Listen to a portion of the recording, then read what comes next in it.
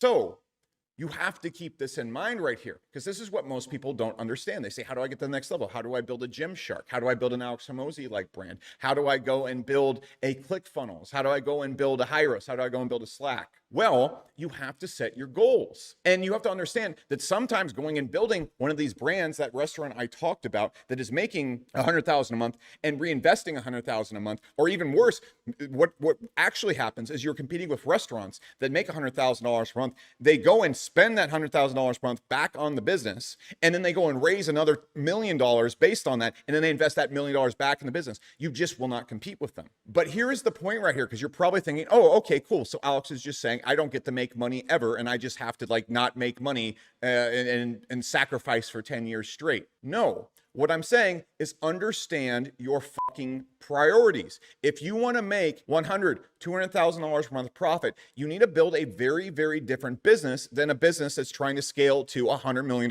valuation. If you come out the gates and you're trying to make $100,000, $200,000 a month profit very quickly, the chance of you building a $100 million valuation business is essentially zero. It's not going to happen because you don't have the same oomph behind your business as the businesses that are. So for example, I have one of the larger tracking and analytics companies in this space, Hyros. It gets really good fucking results for the customers. We have literally customer support agents, one-to-one when people come on, that chase you around, make sure you get success. The amount of effort and money we've invested to make sure when you sign up for this fucking thing that you get to the point where you get a result is ridiculous. The amount we've invested in the product is ridiculous. This is why I see all these tracking companies pop up all the time. They claim to be able to compete with Hyros, and they just can't, because there's one thing they're really messing up here, is they're trying to make money. They're like, okay, we're going to operate at a 50% profit margin. We're trying to scale our SaaS company and compete with Hyros.